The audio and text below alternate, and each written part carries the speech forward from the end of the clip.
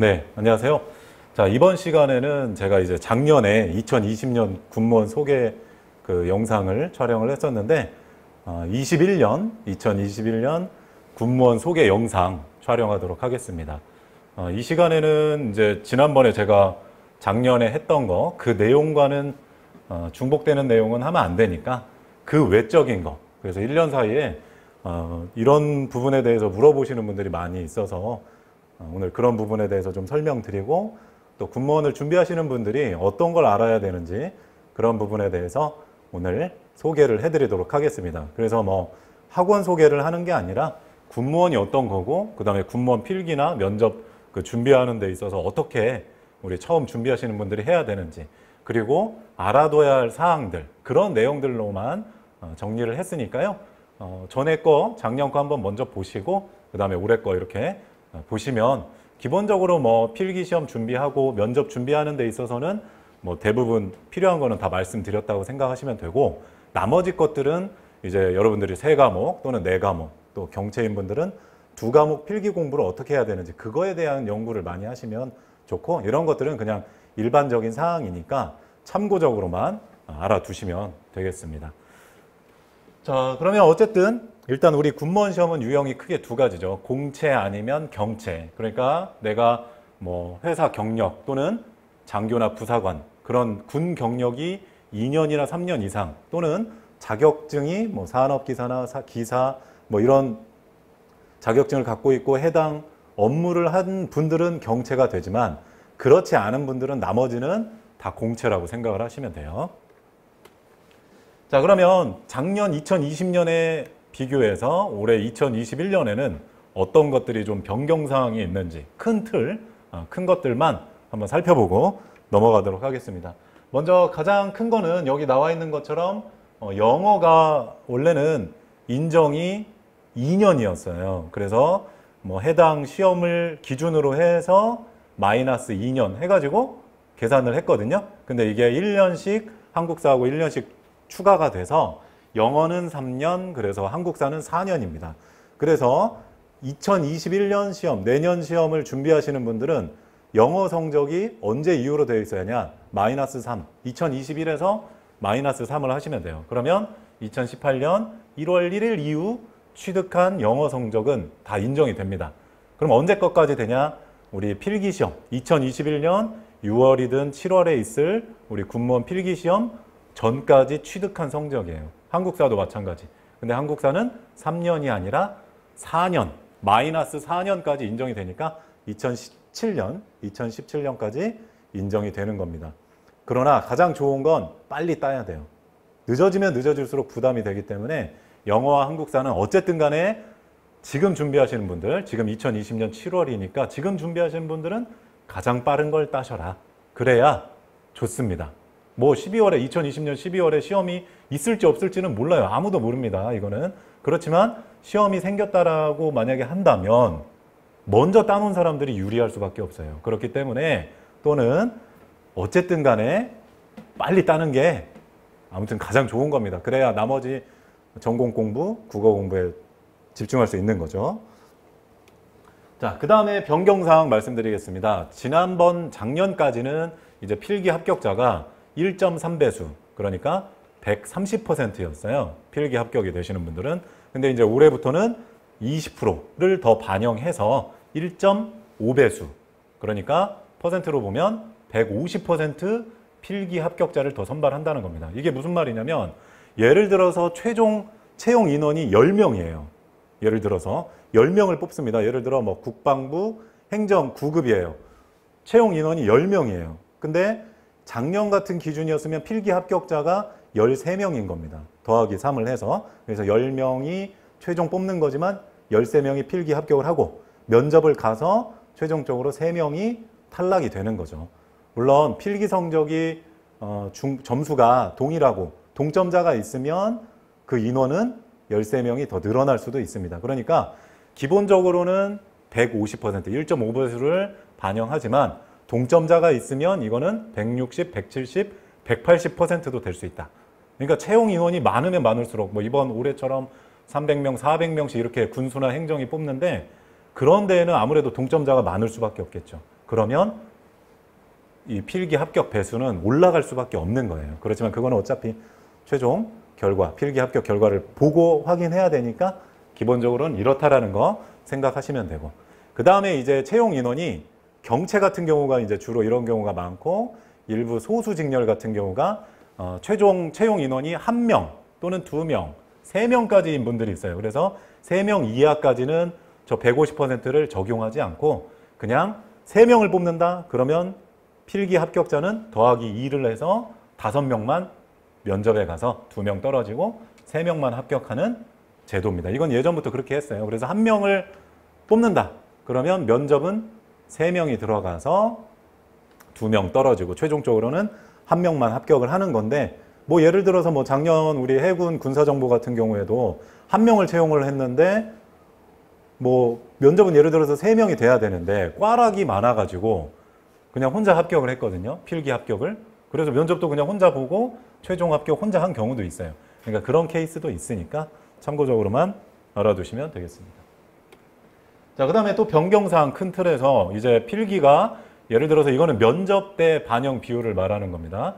필기까지는 상관이 없어요. 그냥 필기는 필기 점수, 커트라인 점수. 커트라인이라는 건 꼴등 점수죠. 그래서 꼴등 점수 합격선에서 자르고 면접으로 다 넘어갑니다. 그러면 2차 면접에서 이제 반영이 바뀌었어요. 작년까지는 이제 면접은 100%였죠. 그냥 면접으로만 평가를 했던 거예요. 근데 올해부터 물론 아직 공식적으로 딱 공고가 난 건 아니지만 이제 뭐 필기 합격자 8월 14일 날 나오면 그때 이게 반영이 됐는지 안 됐는지는 알 수 있겠죠. 그렇지만 어쨌든 지금 시행령으로 올라갔으니까 반영될 확률이 높다고 보시면 되고, 올해부터는 이렇게 간다고 생각하시면 돼요. 그래서 필기를 뭐 예를 들어서 100점 만점이면 평균 3과목 점수를 내잖아요. 그러면 80점이다. 그러면 그 80점이 필기 50%가 이제 100점 만점이니 50점이니까 자기 80점을 받았으면 그 50점에 뭐 기준이 있을 거예요. 국방부에서 정해주는. 그래서 그 기준에 따라서 자기가 50점 만점에 뭐 42점이 될 수도 있고 필기 점수가 35점이 될 수도 있습니다. 그 점수에 다시 면접 50%를 다시 합산을 해서 최종적으로 최종 합격자가 판단이 된다. 이렇게 바뀌었다라는 거, 바뀔 거라는 거 판단해 주시면 되겠습니다. 자, 공개 채용, 이제 공채 같은 경우는 이런 과정을 겪는다. 제가 지난번 작년에 설명을 드렸으니까 자세한 설명은 거기에서 들으시면 되겠어요. 자, 그 다음에 영어 같은 경우에는 크게 뭐 변한 건 없습니다. 그래서 영어는 토익 아니면 지텔프인데 뭐 지텔프가 쉬워요. 어쨌든 토익은 영어를 공부를 하시지 않은 분들은 저 점수 따는 것도 사실 쉽지는 않을 수도 있습니다. 그렇지만 지텔프는 9급 같은 경우 레벨 2에 32점 이상만 받으시면 돼요. 근데 32점은 거의 찍어도 30점은 나오니까 100점 만점에 32점이니까 이 점수는 충분히 여러분들이 취득하실 수 있어요. 그렇기 때문에 시중에 있는 무슨 뭐 지텔프 10만 원짜리 수강하고 2달 동안 준비하고 1달 동안 이 지텔프 준비하시는 분들이 있더라고요. 근데 그런 식으로 공부를 하시면 안 됩니다. 이 지텔프는 일주일 안에 끝내셔야 돼요. 그래서 시중에 그냥 무료 자료나 뭐 유튜브 같은 데 무료 강의, 뭐 저희 학원에도 무료 강의가 있긴 하지만 무료 자료도 있고, 그래서 문법만 공부를 하셔야 돼요. 이 32점 이상을 받으시려면. 지금 듣기를 해봤자 소용이 없어요. 지금 뭐 여러분들 뭐 미국 연수 갈 게 아니잖아요. 지금 유학 가는 유학파 모집하는 게 아니고 그 다음에 토익 900점 이상 획득하려고 하는 게 아니기 때문에 32점을 받기 위해서는 그냥 문법, 정해져 있는 그 문법 틀만 공부를 하셔서 점수를 받으시면 돼요. 7급인 분들은 그래도 47점 이상 받으셔야 되니까 문법 플러스 독해 정도 공부를 하시면 되지, 듣기는 과감히 그냥 버려야 돼요. 안 들려요. 어차피 지금 막 한 달, 2달 공부해도 갑자기 영어가 잘 들리고 그런 건 아니기 때문에 큰 차이가 없다. 그러니까 듣기에는 투자하지 마시고 9급은 문법만, 7급은 문법 플러스 독해 약간 이런 식으로만 하셔도 이 점수 받으시는 데는 지장이 없다. 토익은 그러나 좀 더 오래 걸린다. 그렇기 때문에 지텔프가 더 좋다라는 거, 절대로 여기에 돈이나 시간을 낭비하시면 안 됩니다. 자, 아까 말씀드린 대로 2018년 1월 1일 이후 시험이면 응시가 가능하다. 자, 그 다음에 한국사입니다. 자, 한국사는 지금 올해 지금 발표되어 있는 건 8월 8일, 9월 19일, 10월 24일 이렇게 발표가 되어 있어요. 그러면 제일 빠른 8월 8일 거 취득하시는 게 제일 좋습니다. 지금 오늘이 7월 24일, 2020년 7월 24일인데 오늘도 접수 기간에 해당돼요. 그러니까 이거를 빨리 보신 분들은 빨리 접수해서 8월 8일 시험 보셔도 되고 좀 공부 기간이 늦었다 하면 9월 19일 거 보셔도 됩니다. 한국사는 그래도 조금 공부는 조금은 하셔야 돼요. 그래서 정말 기본이 없으신 분들은 한 3주 정도만 공부하시면 되고 뭐 고등학교 때나 대학교 때 또는 한능검을 이전에 한번 따본 경험이 있는 분들은 뭐 빠른 분들은 3일에도 따더라고요. 그러니까 뭐 한 일주일 정도, 2주일 정도만 공부하시면 될 것 같고 이 한국사도 역시 마찬가지. 돈 낭비하실 필요가 없어요. 우리 EBS 가시면 별별 한국사라고 최태성 선생님이라고 계시는데 이분이 무료 강의를 해마다 하고 계세요. 그렇기 때문에 이분이 어쨌든 한능검은 가장 유명하신 분 중에 한 분이니까 최태성 선생님, EBS, 별별 한국사 책만 구매하시면 강의는 무료로 들으실 수가 있습니다. 그래서 그분 걸로 들으셔서 자기에게 맞게 하시면 돼요. 7급인 분들은 작년에는 이제 한국사가 이게 체계가 좀 바뀌어서 올해 기준으로 본다면 심화 3급, 그러니까 가장 심화에서 마지막 단계 60점 이상 획득하시면 되고 그 다음에 9급이신 분들은 기본 등급이 있는데 그 기본에서 4급을 이상 획득을 하셔야 돼요. 그래서 기본 등급에서는 4급이 가장 높은 거니까 거기에 80점 이상 획득하시면 됩니다. 근데 뭐 예를 들어서 9급이 기본 4급만 획득하면 되는데 더 어려운 심화 3급을 공부할 필요는 없어요. 저걸 응시할 필요는 없습니다. 저거 본다고 해서 가산점이 나오는 건 아니니까 내가 뭐 1급, 심화 1급 땄다고 해서 플러스 점수 하나도 없어요. 그냥 자기 급수에 맞게 심화하면 심화, 기본이면 기본에 맞게 획득하시면 되고 뭐 혹시나 7급을 또 병행하시는 분들은 어쨌든 7급 점수를 따놓는 게 좋은 거죠. 그렇지 않고 나는 그냥 9급만 집중하겠다 하시는 분들은 그냥 9급 점수만 획득하시면 돼요. 이게 점수가 더 높다고 해서 이거보다 어려운 건 아닙니다. 이게 더 쉬운 거예요. 자, 그 다음에 군무원 최근 지원 현황 보시면 2017년부터 이제 채용 인원이 1000명, 1200, 4000, 4100 이런 식으로 채용 인원은 점진적으로 이렇게 증가를 했죠. 아무래도 현 정부 국방개혁 2.0 안에 그 군무원의 어떤 그 채용 인원 그리고 군인의 자리를 전투 쪽으로 증원을 시키고 그 빈자리를 군무원으로 메꾸는 게 그 국방개혁의 핵심 중에 하나니까 그것들이 이제 반영이 됐다라고 보시면 되고 이제 2021년에는 그러면 몇 명을 뽑느냐 이게 사실은 굉장히 여러분들도 궁금하시긴 할 거예요. 근데 아직까지는 이 인원을 몇 명 뽑는지는 알 수가 없다. 그리고 2020년 12월에 작년 19년처럼 처음으로 추가 채용이 있었던 것처럼 12월에 추가 채용이 있을지 없을지도 알 수가 없는 거예요. 항상 시험이 있다면 예를 들어서 국가법에 의해서 90일 이내에 시험이 공고가 돼야 됩니다. 그러니까 만약에 2020년 12월에 시험이 있으면 9월 20일쯤, 30일쯤 공고를 해야 돼요. 90일 이내에는 법적으로 공지를 해야 되니까. 그렇기 때문에 9월에 가서 그 TO가 아니면 시험이 공고가 오피셜로 돼야 공식 발표가 있어야만 12월 시험이 있다는 것은 생각할 수 있겠죠. 물론 군대 내에서는 TO 조사를 하기 때문에 8월쯤, 그러니까 빠르면 8월쯤 TO 조사를 예하부대에 보내서 하긴 할 거예요. 그래서 현직자들이 좀 더 그 소식을 듣는 거는 빠를 수는 있습니다. 그렇지만 지금으로서는 아무도 모른다라는 거. 그래서 만약에 내년 거 준비하시는 분들은 어쨌든 뭐 12월 시험은 뭐 있을지 없을지 모르지만 있다라고 생각하고 공부하는 게 뭐 사람이 노력할 때 시험이 너무 멀면 이게 막 늘어지니까 12월에 그냥 시험이 있다라는 생각을 갖고 하셔야 내년 시험 거까지도 영향을 받아서 더 열심히 할 수 있는 거예요. 시험이 있든 없든 상관하지 마시고 12월 거는.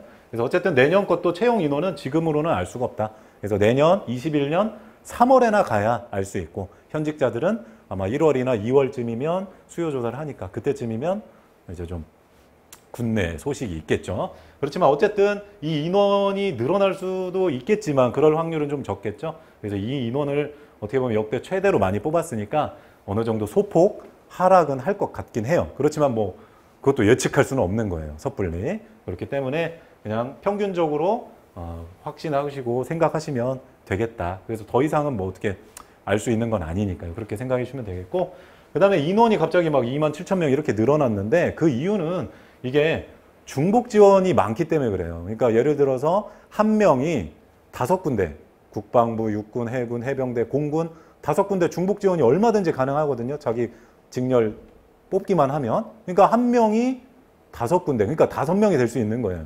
최대. 그렇지만 이렇게 5군데 지원하신 분들은 거의 없죠. 많으면 중복 지원은 2군데를 많이 하기 때문에 한 명이 지원했지만 실제로는 2명 잡힌 경우가 많이 있을 거예요.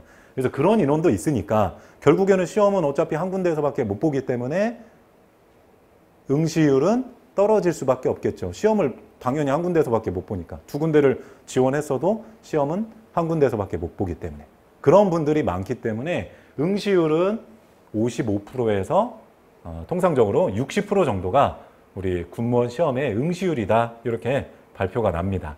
그러니까 60%, 많이 잡아서 60%가 실제 시험을 치른 사람이다 라고 한다면 뭐 예를 들어서 2020년을 기준으로 한다면 여기에 60%면 약 4만 명 정도가 실제 시험에 응시한 분들이 되겠죠. 거기에 또 뭐 꽈락자들도 있을 거고 그러다 보면 실제 경쟁률은 거품을 많이 덜어내면 좀 더 빠진다. 그래서 실제로는 반타작 생각하시면 될 것 같아요. 네. 물론 뭐 각도, 직렬 세부적으로는 다를 수 있겠지만 큰 범위에서는 요렇다라는 거 생각하시면 되는데 뭐 아무 상관없습니다. 필기 합격하는 거에 이거는 아무 상관이 없어요. 그냥 내가 남들보다 더 열심히 해서 좋은 필기 성적 받으면 되는 거기 때문에 이런 거는 여러분들이 신경 안 쓰셔도 괜찮습니다. 채용 인원이 조금 중요할 수 있겠고요. 자, 그 다음에 이제 각 직렬별로 세부적으로 설명을 드릴 텐데 오늘은 시간이 많이 없기 때문에 제가 뭐 기술 직렬까지 다 설명드리기는 어렵고 행정, 군수, 정보 위주로 제가 직렬 소개를 해드리고 내가 직렬을 어떻게 선택해야 되는지 고민이신 분들이 많아요. 그래서 그런 부분에 대해서 객관적으로만 설명을 한번 드려보도록 하겠습니다. 자, 일단 직렬을 선택할 때 기준이 뭐 여러 가지가 물론 사람마다 다르기 때문에 여러 가지가 있을 수 있겠지만 기본적으로는 2가지라고 보셔야 돼요. 내가 직렬을 선택할 때 첫 번째 과목. 그 과목이 나한테 그래도 맞냐. 그래도 좀 들어봤을 때 강의나 샘플 강의, 인강 같은 거 들어봤을 때 그래도 그 과목은 좀 내가 들려. 잘 이해돼. 이런 기준으로 선택하는 게 있어요. 그죠? 그래서 교재 같은 것도 한번 보시면서 좀 할만하겠다. 좀 흥미도 있다. 물론 공부가 재미는 없는 거지만 그래도 어느 정도 내가 이 정도는 할 수 있겠다라는 그런 어떤 뭐 느낌 같은 게 있을 거예요. 사람마다, 과목마다 다르기 때문에. 그래서 그런 걸로 판단하는 게 첫 번째 기준이 되겠고 그 다음에 두 번째 기준은 업무를 생각을 해야 돼요. 들어갔을 때 그 직렬에 하는 업무를 생각을 해야 된다. 왜? 과목은 여러분들이 처음 고르면 뭐 적게 잡으면 6개월, 많이 잡으면 1년이나 2년 정도밖에 그 과목은 공부를 안 해요. 그거 하고 땡입니다. 평생 더 이상 공부 안 해도 되니까. 근데 업무는 들어가면 일단 30년. 그냥 이 일을 해야 돼요. 그 일을. 그러니까 그 일이 나한테 마음에 드는지 그리고 내가 이 일을 어느 정도 흥미나 적성을 가지고 할 수 있을지 버틸 수 있을지 이런 거를 고려를 하는 것도 굉장히 중요한 직렬 선택의 기준이 됩니다.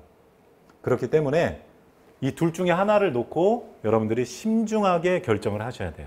만약에 나는 업무 뭐 상관없습니다. 그러면 과목이 본인한테 맞거나 또는 부수적인 요소, 경쟁률 같은 거, 경쟁률이 좀 더 낮은 직렬이 있어요. 커트라인 점수가 좀 더 낮은 점수가 있습니다. 그런 쪽 선택하셔도 되고 또 간혹 가다가 어떤 분들은 근무지 같은 거 나는 그래도 우리 집 근처 또는 수도권에서 근무를 하고 싶다. 그런 분들도 있긴 있는데 뭐 꼭 그런 건 아니에요. 이 근무지 같은 경우는 이게 뭐 절대적인 기준은 될 수는 없지만 사람마다 다르니까 추가적으로 기준을 삼을 수는 있다. 이렇게 생각을 하시되 과목 아니면 업무로 직렬을 선택을 하셔야 됩니다. 자, 그러면 세부적으로 과목하고 하는 업무에 대해서 설명을 드리도록 하겠습니다. 자, 먼저 행정직이에요. 행정직 같은 경우는 뭐 올해 같은 경우는 2만 명이 넘게 지원을 했죠. 이렇게 지원자가 많은 이유는 어쨌든 과목 수가 적기도 하지만 기본적으로 잘 모르는 분들이 지원을 많이 하는 데가 뭐냐? 행정을 많이 해요. 왜? 군수, 정보, 뭐 전자, 뭐 차량, 전차 이런 거는 많이 들어본 적이 없는데 행정은 내가 들어본 적은 많으니까 그냥 행정을 덥석 무는 분들이 많아요. 근데 그렇게 그냥 단순하게 생각하시면 안 되고 아까 말씀드린 대로 과목이 나에게 맞는지 하는 업무가 나에게 맞는지 신중하게 해서 행정을 골라주셔야 되고 그 다음에 두 번째 행정직에 인원이 몰리는 이유는 공무원 시험하고 아무래도 과목이 똑같으니까 근데 한국사나 영어가 없기 때문에 더 부담이 적죠. 그러다 보니까 군무원 시험이 또 국가시험에서는 거의 마지막쯤에 있다 보니까 한 번 더 응시하는 경우가 많아서 지원자가 대체적으로 행정이 많다. 그러다 보니까 커트라인도 점수가 좀 높다. 이렇게 판단을 해주시면 됩니다. 근데 행정의 어쨌든 좋은 장점은 뭐냐? 업무가 뭐 일반적으로는 제일 어떻게 보면 가장 좀 단순하면서도 또 우리가 흔히 접할 수 있는 그런 업무라고 생각을 하면 되겠죠. 단점이라면 경쟁률이 높고 지원자가 많기 때문에 뽑는 인원이 많긴 하지만 어쨌든 지원자가 많으니까 그 다음에 커트라인 점수, 그러니까 꼴등 점수, 합격 꼴등 점수가 높다. 그래서 평균적으로 지금까지는 뭐 한 83점, 82점에서 많으면 87점이 꼴등 점수니까 그 점수는 받아야 되니까 이게 쉬운 게 아닌 거죠. 네. 그렇지만 업무를 설명을 드리도록 하겠습니다.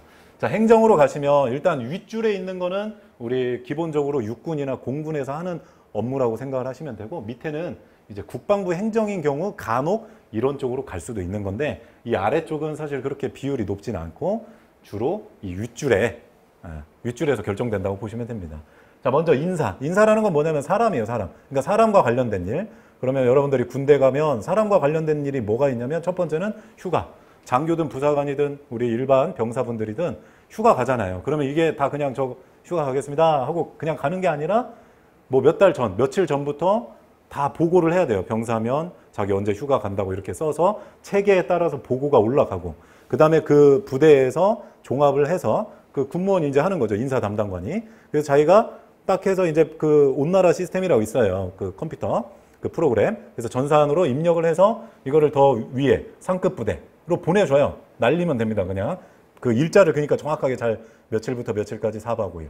뭐 이 신병 유료 휴가다. 1차 정규 휴가다. 이런 걸 잘 작성만 해주시면 되니까 그러면 며칠 있다가 이제 오피셜로 그 명령이 나와요. 휴가 명령 이렇게. 그러면 이제 그거 뽑아가지고 예하부대로 다시 보내면 거기에서 이제 뭐 장교들이나 부사관 분들이 출력을 합니다. 그러면 이제 병사들 줘요. 그럼 병사들이 그 휴가 종이 받아서 휴가 나가는 거거든요.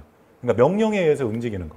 그 다음에 뭐 병가 처리하는 거. 그 다음에 장교들이든 군무원이든 부사관이든 또 우리 병사분들 다 뭐가 있냐면 전출입이 있어요. 그러니까 제대하면 나가야 되니까. 그럼 이것도 역시 인사담당관이 아까처럼 명령에 의해서 작성을 해줘야 돼요. 그 다음에 새로 들어오는 사람이 있겠죠. 우리 부대로. 그러면 그 사람도 새로 들어오는 거에 대해서 명령지를 작성해 주는 거. 그러니까 이런 어떤 단순한 뭐 업무일 수도 있는데 좀 많죠. 사람에 관련된 일이니까 아무래도. 그래서 그런 관련한 일을 하는 쪽이 인사담당관이다.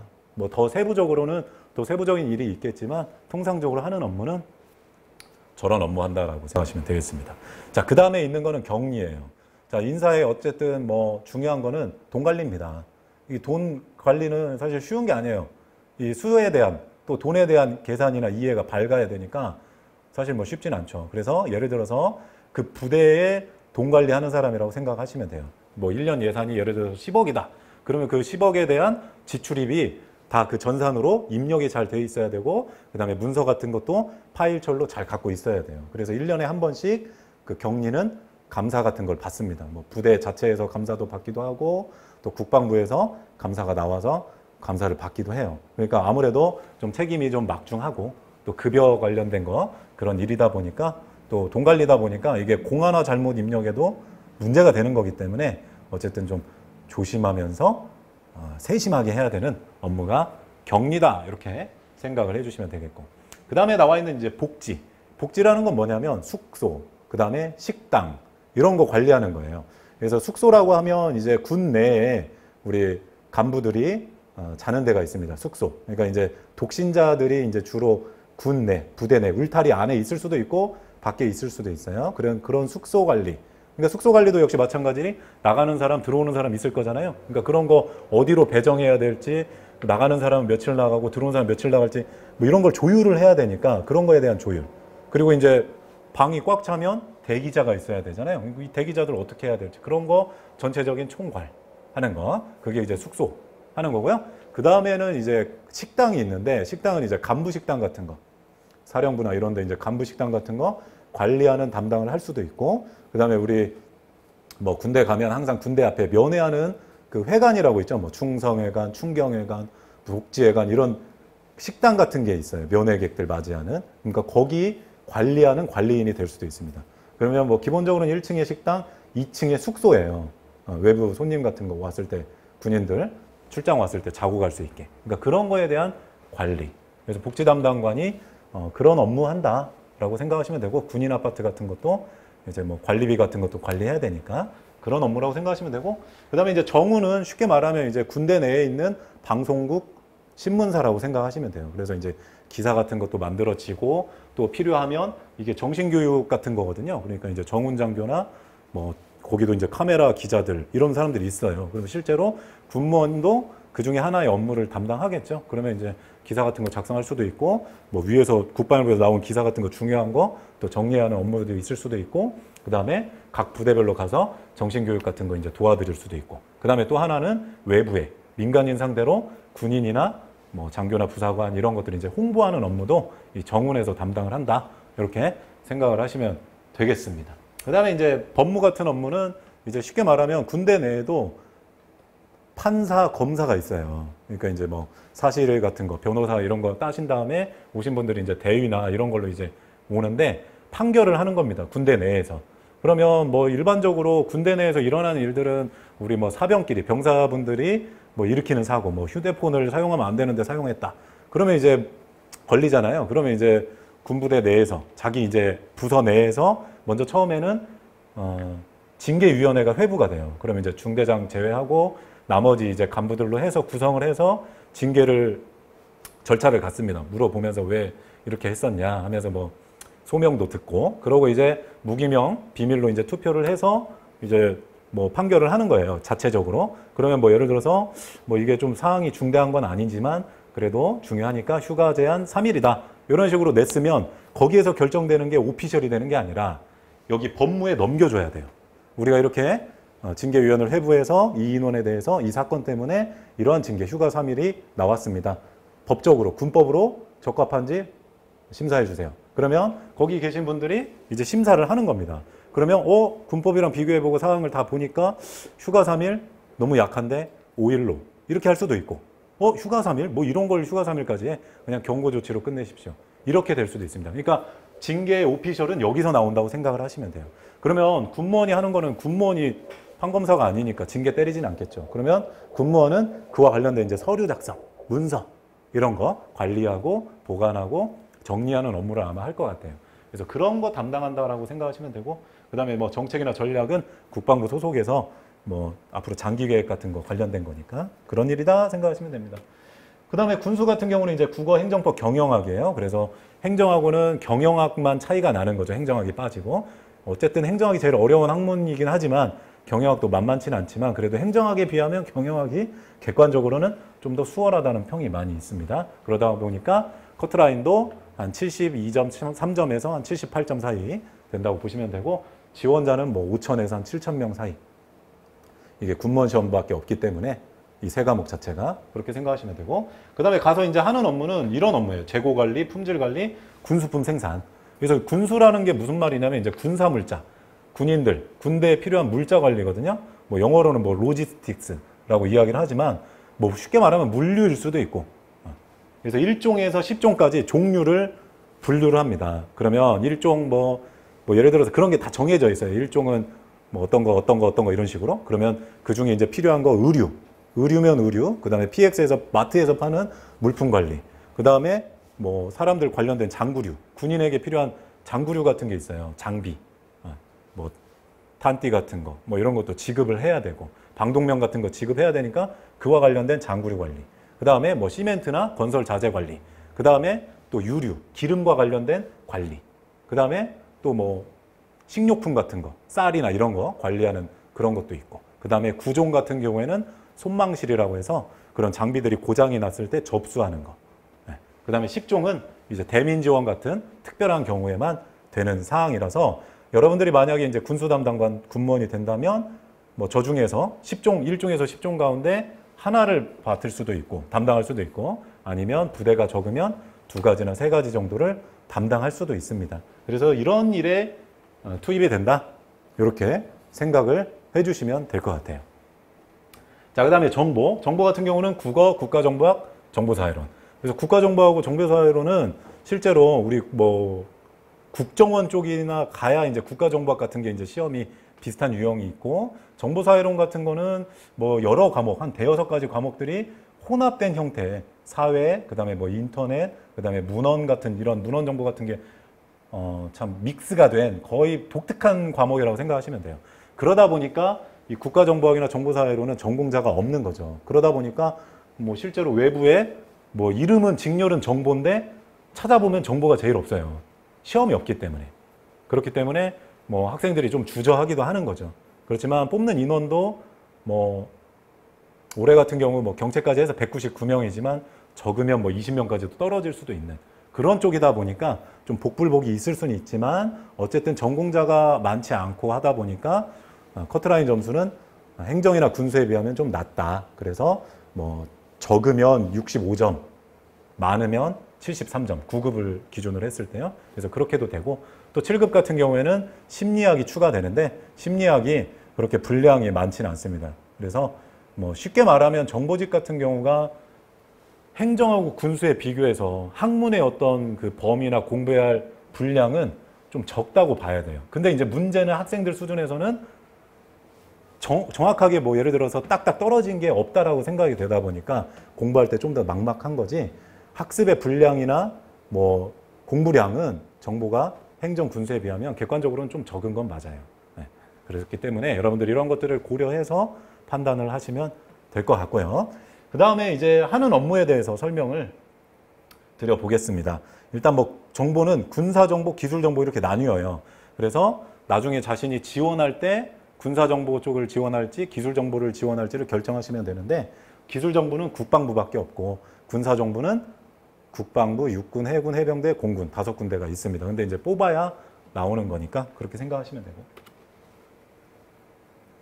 하는 업무에 대해서 이제 설명을 드리자면 이제 군사정보 같은 경우도 이 군마다 다 하는 업무가 달라서 조금씩은 달라요. 대체적으로. 예를 들어 국방부에 들어가면 예전으로 치면 기무사, 지금은 이제 군사안보지원사령부, 안보사라고 이야기하는 것, 그 다음에 사이버사령부, 그 다음에 정보사령부 이런 쪽으로 군사정보를 뽑는다라고 생각하시면 되고 국방부는 그 다음에 육군, 해군, 공군 같은 경우에는 이제 그냥 어떤 군에서 뽑는 정보과 쪽으로 간다고 생각을 하시면 돼요. 그래서 국방부 같은 경우 안보사 같은 경우에 하는 업무는 첫 번째 대공. 대공이라고 하면 예전으로 말하면 이제 방첩과 같은 업무예요. 그래서 대공이라는 건 뭐냐? 공산당을 그러니까 간첩을 색출하는 거죠. 쉽게 말하면. 그 다음에 이제 뭐 보안 업무. 그 다음 결정이 된다라고 보시면 됩니다. 그 다음에 뭐 육군, 해군, 공군 같은 경우에는 정보 수집. 그 다음에 뭐 영상 분석. 그 다음에 보안 업무. 이 중에서 한 가지 결정이 된다라고 생각하시면 될 것 같아요. 그 다음에 이제 기술정보 같은 경우는 국방부밖에 이제 채용을 안 하니까 기술정보는 이제 하는 업무가 그런 거예요. 암호 해독, 그 다음에 도청 또는 감청 이런 업무가 기술정보 파트다라고 생각을 하시면 되겠습니다. 자, 그래서 어쨌든 정보직은 이런 업무를 한다. 그러니까 조금 아무래도 다른 직렬에 비하면 군이라는 특수성이 있기 때문에 좀 다른 직렬이라고 생각을 해주시면 될 것 같습니다. 자, 그 다음에 이제 또 한 가지 뭐 설명을 드리자면 이제 당직 근무에 대해서 학생들이 이제 궁금해 하시는 분들이 많더라고요. 그래서 뭐 아직 뭐 오피셜로 공식적으로 어떻게 하겠다 이런 내용이 정확하게 하달이 된 건 아니기 때문에 정확하게 말씀드리기는 어렵지만 뭐 기본적으로 지금도 사실 군무원도 당직 근무에 투입되는 부대가 있어요. 이게 부대별로 다르고 하기 때문에 모든 부대가 군무원도 다 당직 들어간다? 꼭 그런 건 아닙니다. 어차피 뭐 공무원도 사실 당직 선은 직렬이 있어요. 공무원도 하루 자는 데 있거든요. 주말에 나가는 데도 있고. 그러니까 군무원만 꼭 한다 그렇게 생각하시지 않아도 됩니다. 그리고 하는 데도 있고 지금 안 하는 데도 있는데 앞으로 뭐 100% 다 할지 안 할지는 아직은 확정은 안 됐다라고 생각을 해주시면 되고 당직이라는 건 뭐냐면 쉽게 말하면 그냥 하루 자지 않고 잠자는 게 아니죠. 잠자면 당직이 아니죠. 그러니까 깨어 있어서 경계를 하는 거죠. 우리 부대, 건물, 인원 이 인원들이 잘 자고 있는지 확인하고 이상이 있으면 누군가는 긴급한 일이 있으면 병원도 보내줘야 되고 그렇잖아요. 응급 상황. 그러니까 그런 거 대비해서 있는 거. 또는 뭐 적의 침투 아니면 뭐 민간인이 부대에 침투할 수도 있으니까 그런 거 관련해서 경계를 해야 되니까 부대 안에 우리가 이제 지휘통제실, 지통실이라고 합니다. 쉽게 말하면 뭐 학교로 치면 교무실이에요. 교무실. 그러니까 교무실에서 잠자지 않고 이제 CCTV 같은 것도 확인하면서 이제 병사분들하고 같이 근무를 서는 거죠. 경계 뭐 관련해서. 그래서 그런 근무가 사실 3가지 정도로 나뉜다고 보시면 돼요. 첫 번째는 당직 근무. 이 당직 근무는 예를 들어서 이제 우리가 쉽게 말하면 탄약고라고 있어요. 탄약고. 부대 내에 탄약고나 아니면 유류고, 그러니까 기름 같은 거. 왜냐면 이거 훔쳐갈 수도 있으니까 지켜야 되거든요. 그러면 거기에 이제 병사분들이 투입이 되는 거예요. 새벽에든 뭐 불침범 말고 경계 근무에 투입이 됩니다. 유병소 같은 데로. 그러면 이 친구들이 1시간 반이나 2시간에 한 번씩 와요. 뭐 밤이든 뭐 오후든 새벽이든 그런데 자기 그 순번이 정해져 있으니까. 그러면 그 인원들에 대해서 이제 총기 같은 거 확인하고 탄 같은 거, 공포탄이나 이런 거 이제 확인하고 서로 이제 2명이 이제 경계 근무에 주로 투입이 되니까 2명이 서로 그 탄 같은 걸 나눠서 이렇게 잠근 장치를 하고 경계 근무에 투입이 됩니다. 그럼 그 인원들 확인하는 거, 그런 것도 이제 당직 근무의 한 가지 형태라고 보시면 돼요. 그래서 자기 부대, 건물, 인원, 그다음에 당직 근무, 경계 근무 투입되는 인원들 확인하는 용도, 그런 게 이제 당직 사령, 당직 사관 이렇게 이야기를 하는데, 직책을 뭐 그런 업무를 하나 담당을 한다라고 보시면 되고, 이 당직 근무 같은 경우에는 여러분들이 이제 급수가 예를 들어서 9급인 경우에는 계급이 높은 건 아니기 때문에 저 같은 경우에도 이제 제가 장교로 근무했을 때 소위 중2 때, 그러니까 중2 때 제가 제대를 했으니까 중2까지는 평일 당직만 서요. 주말은 이제 대위 이상, 상사 이상만 섰기 때문에 저도 주말 근무는 안 섰습니다, 당직을. 그래서 평일에 하루 정도 당직을 서는 거예요. 그러면 월요일 날 당직이다. 그러면 월요일 날 한 4시나 5시에 투입이 되는 거예요, 오후에. 그러면 그때부터 아까 말씀드린 교무실, 지통실을 이제 지키면서 근무 나가는 근무자 확인하면서 CCTV 같은 거 감시하면서 전화 오면 전화 받고 이런 업무 뭐 하는 겁니다. 그러면서 다음날 오전 8시나 9시까지 당직 근무를 서는 거예요. 그리고 다음 인계자한테 인계하고 이제 가서 자면 되는 거죠. 취침을 하면 되죠, 집에 가서. 그래서 그런 걸 이제 근무 취침이라고 하는데, 저 때는 저는 근무 취침을 이제 군인 신분이었기 때문에 그때는 저는 9시에 퇴근하면 2시까지, 그날 오후 2시까지 다시 부대에 들어왔었어야 돼요. 이게 부대장에 따라 그 쉽게 말하면 교장들이 결정하는 거죠, 학교별로. 그래서 교장에 따라 결정하는 건데 저희 부대는 아무튼 오후 2시까지 들어갔어요. 그러니까 잠자는 시간이 한 3, 4시간밖에 안 됐죠. 2시에 가서 다시 또 5시, 6시에 퇴근을 했었으니까.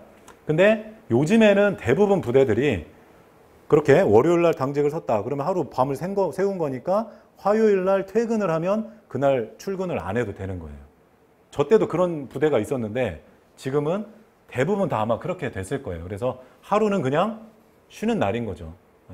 다시 출근하지 않아도 되니까. 그래서 그런 식으로 진행이 되는 게 당직 근무다. 그 다음에 이제 상황 근무라는 건 이제 사령부 내에서 전화 같은 거 긴급하게 보는 거고, 이런 거는 그냥 상황 유지 같은 거, 지금 상황 같은 거, 뭐 사고 사례가 있으면 신속하게 상급 부대 뭐 보고하고, 그런 업무도 당직 근무의 부대별로 다른 형태가 될 수 있다 생각하시면 되고, 그 다음에 이제 유병소라고 있는데, 유병소는 쉽게 말하면 정문이죠, 정문.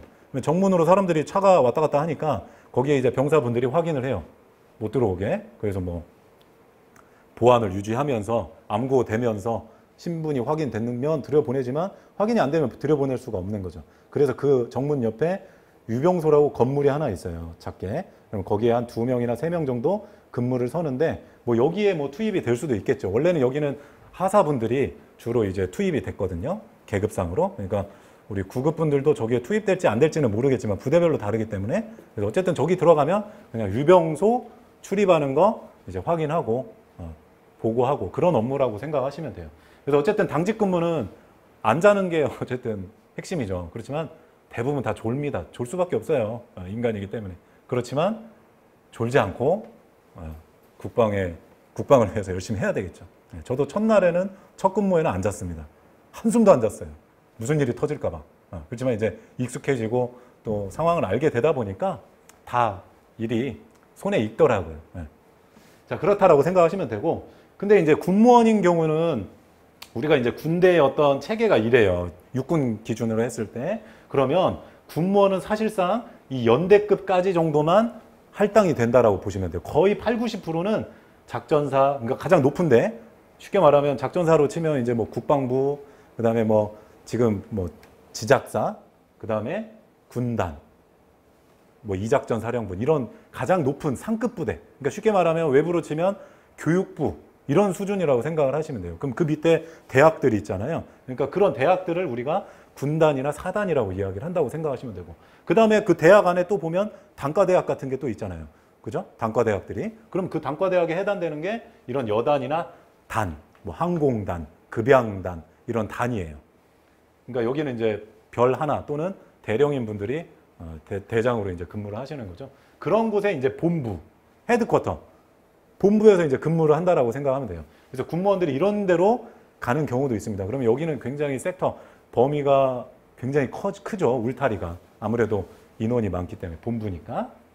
그래서 주로 군무원들은 이쪽에 이제 투입이 되고, 그렇지 않은 경우에는 그 밑에 급, 연대 정도, 그러니까 연대로 치면 비슷한 단과대학은 맞는데 좀 단과대학보다는 약간 작은 규모, 이렇게 생각을 해주셔도 돼요.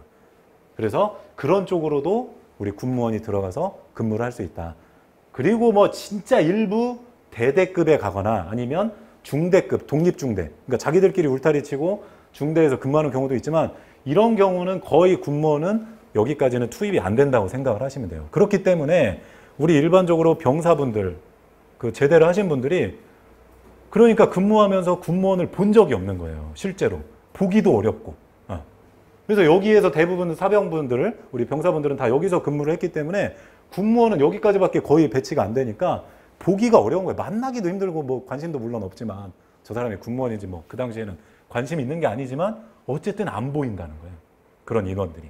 그래서 좀 더 큰 상급 부대. 그래서 대학으로 치자면 대학 본부 또는 교육부 또는 단과대학 행정실, 여기에서 근무를 한다라고 생각을 하시면 될 것 같습니다. 그래서 이런 식이다. 큰 개념만 지금 덩어리만 말씀을 드리는 거예요. 부대별로 좀 다를 수는 있지만. 자, 그래서 뭐 일반적으로 이런 어떤 그 울타리가 있습니다. 부대 같은 게. 그러니까 이거는 한 사단급 정도, 군단급 정도라고 생각하시면 되고, 이렇게 이제 본부가 이렇게 있어요. 대학도 가면 다 본부가 있잖아요. 총장님 계시는. 그럼 여기에 이제 사단장님이든 군단장님이든 뭐 연대장님이든 어떤 대장님들이 다 저기 단장님들이 계세요. 여기에. 그러면 이 안에 그분만 계시는 게 아니라 관련된 이런 행정 또는 군수 분야 또는 그런 업무, 작전과 같은 업무를 하는 헤드쿼터들이 다, 사무실들이 다 있습니다. 그래서 그런 것들은 이제 인사처, 부관부, 뭐 정훈과, 작전과, 정보과, 군수처 이렇게 이야기를 하는 거예요. 그래서 그 건물 안에 쫙 사무실이 배치되어 있는 거예요.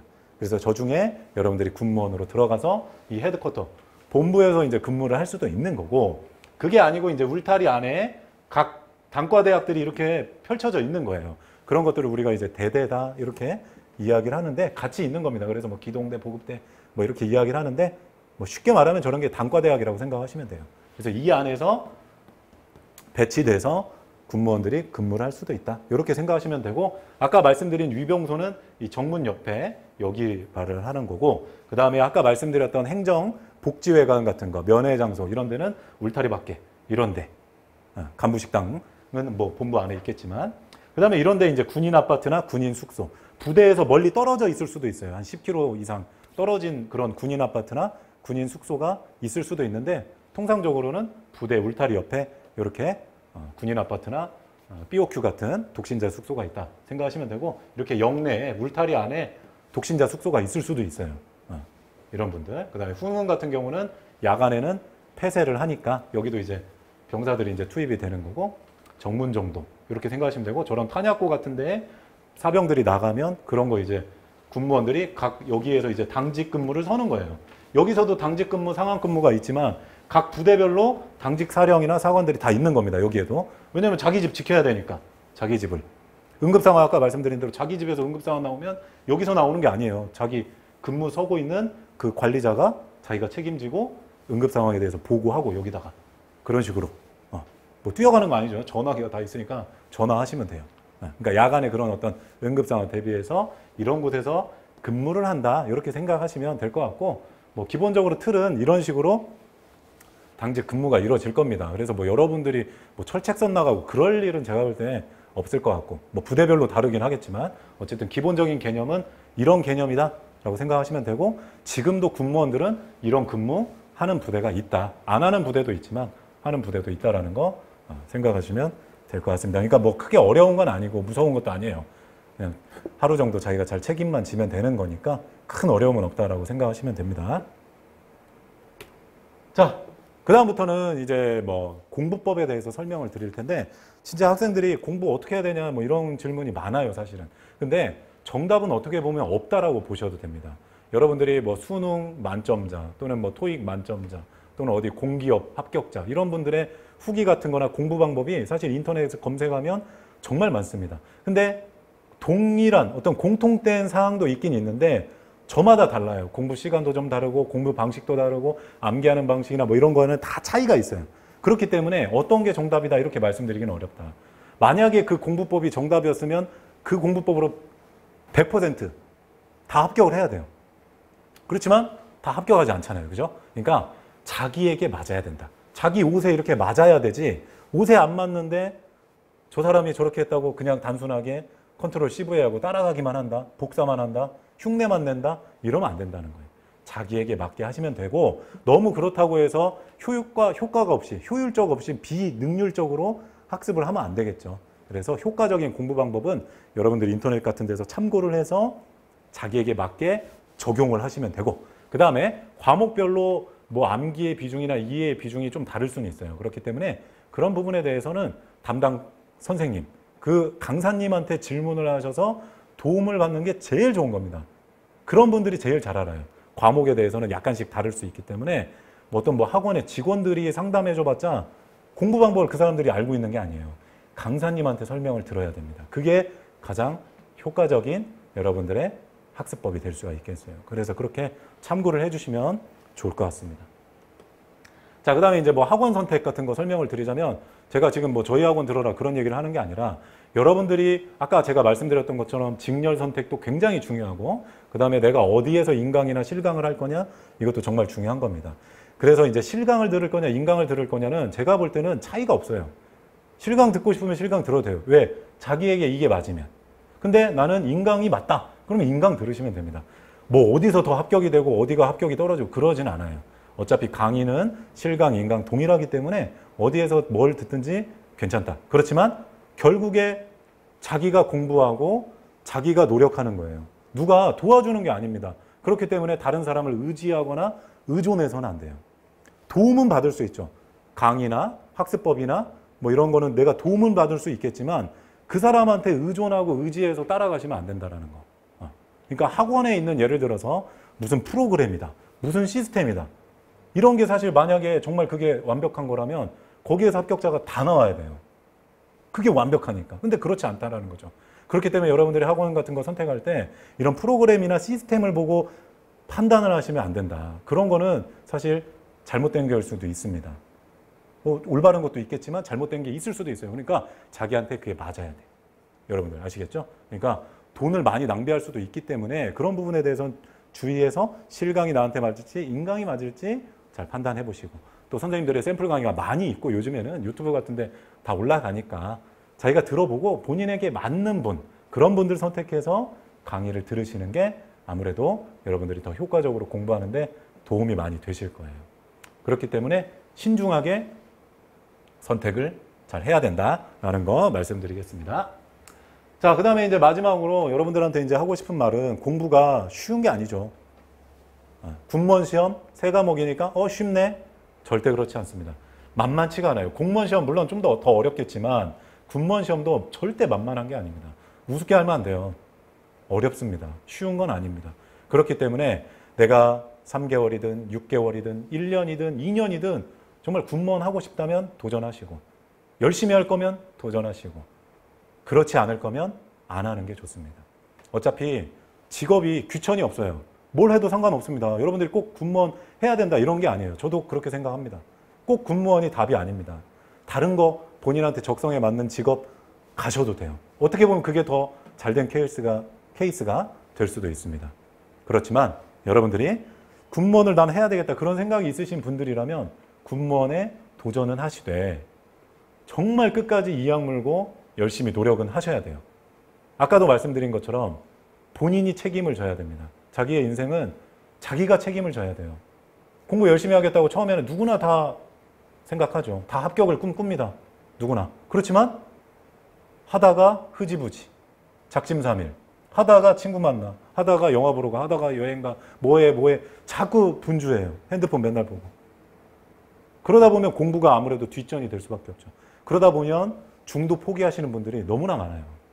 그렇기 때문에 처음 시작할 때의 마음, 정말 그 열정이 있다면 그게 끝까지 갈 수 있도록 동기부여를 잘 해주셔야 되고, 그 다음에 멘탈 관리를 정말 잘 하셔야 됩니다. 멘탈 관리.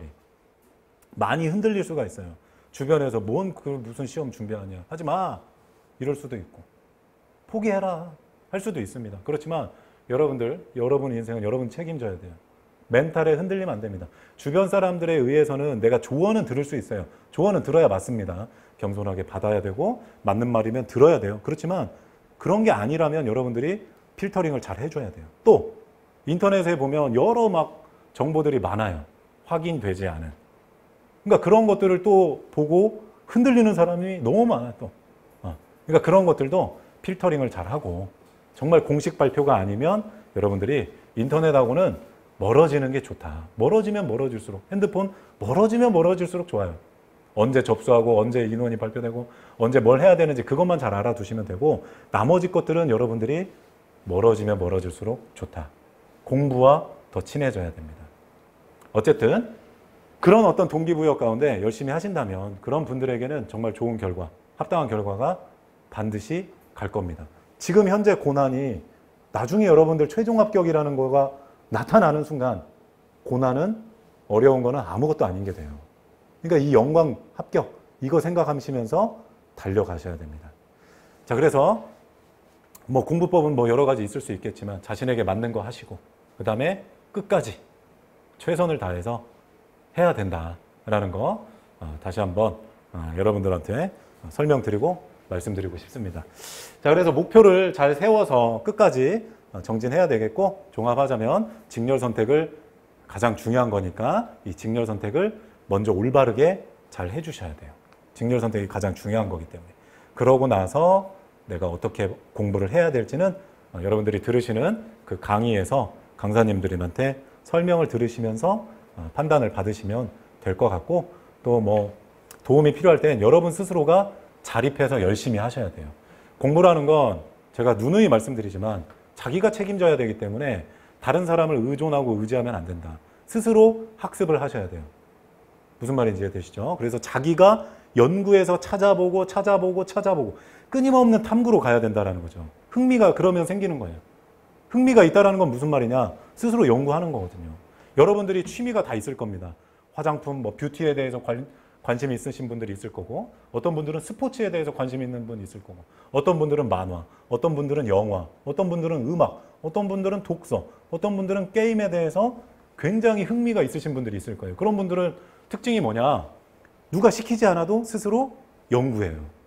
와, 이 스포츠, 야구면 야구, 축구면 축구, 야, 이 선수 이름 뭐 다 알고 있어. 자기가 스스로 다 찾아보니까 뭐 그 사람의 가족이 누군지도 알고, 애가 몇 살인지도 알고 다 알아요. 왜? 찾아보니까. 내가 연구하니까, 내가 관심이 있기 때문에 계속해서 보는 거예요. 누가 뭐라고 하지도 않아도. 그렇기 때문에 여러분들이 좋아하는 그런 관심 분야에 대해서 만약에 누구한테 설명 한번 해봐라 하면 제가 볼 때 하루 종일 설명할 수도 있을 거예요. 아마. 막 기분이 너무 좋아서.